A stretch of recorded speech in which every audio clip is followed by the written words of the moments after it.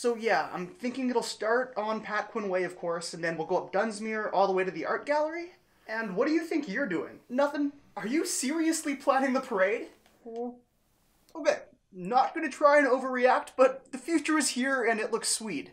Ish. It's clearly preseason for the jokes, too. Anyway, the Canucks prospects beat the Jets prospects in back-to-back games in Penticton this weekend, and I'm excited, and I'd figure I'd talk about some of the thoughts on these prospects since I haven't really seen them play since the summer showcase and before. Obviously, take these games with a grain of salt. They're not really that meaningful, and the Canucks iced a much better roster than the Jets did, but we still saw some pretty cool things. Let's start with Elias Pettersson, who in his first period, you could definitely tell he needed a bit of calibration to get used to North American ice, but once he found his stride after that, his creativity and shot was on full display. That was the one-timer of my dreams. I was especially interested in seeing how he would fare playing center, and I thought he did a very good job. He looked pretty comfortable dictating the flow of play through him in the middle of the ice, and I also thought his 200-foot game was pretty decent as well. I loved how hard he worked on the back check, winning pucks back for his team, but there were also a couple of times in the defensive zone when he was down low against the boards trying to win puck battles against players, and he just didn't quite have the strength to do it, which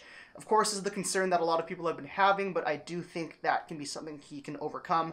There's also a couple of times where he was just floating in the defensive zone, but that again comes with time. He could also stand to learn when to make the safer play in the defensive zone, but I do understand that as he is always trying to be creative and create offense for his team. Overall, EP did not disappoint. I thought he showed off why he was the SHL scoring leader, and you'd see how he dominates game. He's not Connor McDavid in the fact that he's going to blow by a player and dominate the game with his speed. He dominates the game with his IQ and his creativity, and he's going to be a very, very exciting player to watch, but he definitely also showed a bit of his flaws, which I'm very excited to see how he can work through them. The second Swedish player to make headlines was Jonathan Dahlin. He had an amazing weekend. I'm a huge fan of his game, and his skating actually really impressed me. It's improved a lot since I think I've seen it last, and the way he's able to open his hips and get into that mohawk position so that he's square to the rest of the ice, it just makes him so dangerous and slippery as he's able to see the whole of the ice, and that just makes him so much more offensively creative and dangerous. He scored a great breakaway goal using his hands and showing off his top speed, and he's also a hound on the puck on the forecheck. I was really pleased with the work rate he showed in both ends of the ice, stealing the pucks away from Jets players. He did have one bad turnover in his own end where he was on the boards on a breakout trying to one-tap it, no-look it to Elias Pettersson that got picked off for, I think it was a crossbar scoring chance.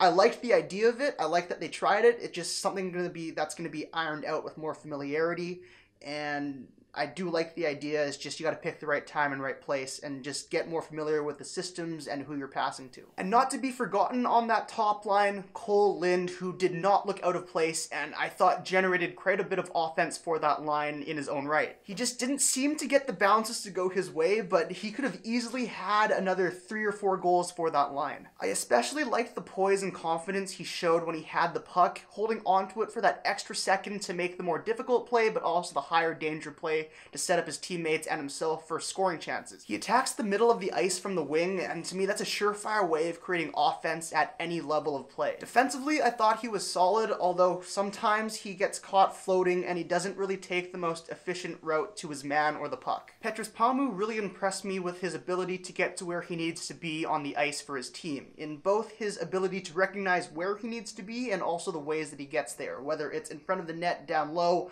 or on the side of the net. Even defensively, on the PK or on the breakout. He uses his thick frame to not shy away from puck battles, and for the most part, he came out and won them. He's also able to shield the puck well with his low center of gravity and strength. He's a solid skater with a compact and efficient stride, and he plays a very mature game, and he seems to know what he's capable of and plays and uses that to his strengths. With Adam Gaudette, you could tell that this guy had a sniff at the NHL level and spent his entire summer making sure he would stay there. He controlled the game whenever he was out there, and it seemed like all of the play flowed through him. His 200-foot game is at an NHL level. He was doing well to support his defenders and wingers, going in there to win puck battles and coming away with the puck and skating it out of danger. Offensively, he used his speed to attack and push back defenders, creating offensive opportunities for himself and his line mates. He really looked like he was the most complete player out there, which is great to see considering he was the only one who had NHL experience. I'm expecting some great things out of him from training camp. Zach McEwen, I really like the way he plays. He's a tenacious forward with size. He's physical but controlled, works hard, and is responsible away from the puck. He also has a bit of skill, which kind of surprised me and makes me think he may actually be a bit better than your average depth forward, like a lot of other people are saying, and he obviously has Trent Call's trust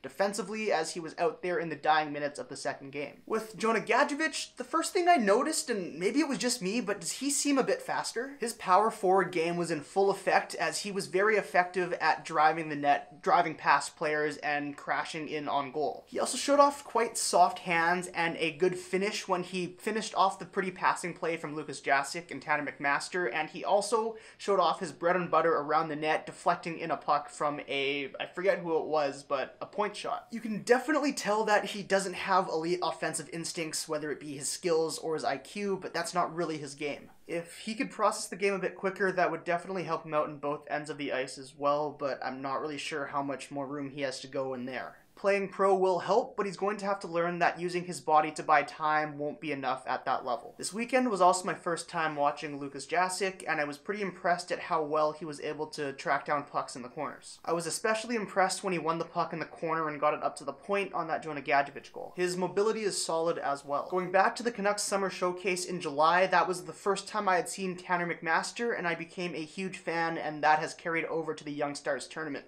I thought he had a very strong 2 games, and I was really impressed with he doesn't really have the most skill, but when the puck is on his stick, he knows where it has to go, and I was very, very pleased with his setup to Adam Gaudette's power play one-timer goal. He also has really good speed, and I'm just excited to see what more he can do at the AHL level. So now let's move on to defenders, and we'll start with Olli Juolevi, and that first game he played was probably one of the best showings I had seen from him in a long time. Definitely the best showing he's had in a Canucks uniform. He was composed and in control the entire game. His IQ is still his calling card, and he's just so incredibly smooth and confident and poised with the puck in his own zone, making the right play to get the puck out. He also seemed to be more physically mature than the rest of his peers, as he was able to stand up at the boards and on the blue line and push over some players, which I think has made some strides to his game, especially playing against professionals in Finland, so I'm pretty excited to see where this can go into training camp. Him and his defensive partner, Jalen Chatfield, I thought worked really, really well together as the #1 pairing, as they were able to move the puck out of their zone very efficiently. Chatfield is again a smooth skater and kind of has a calming forward when he's out there on the ice, able to absorb hits and make the right play, allowing his forwards to get up into the offensive zone. I also thought he was very good at recognizing where forechecking pressure was coming from, and his ability to break through it with a pass or skating it away from danger was at a very good level. Lastly, we'll talk about Guillaume Brisebois, who I think is one of the best prospects I've seen at using high and hard off the glass and out efficiently,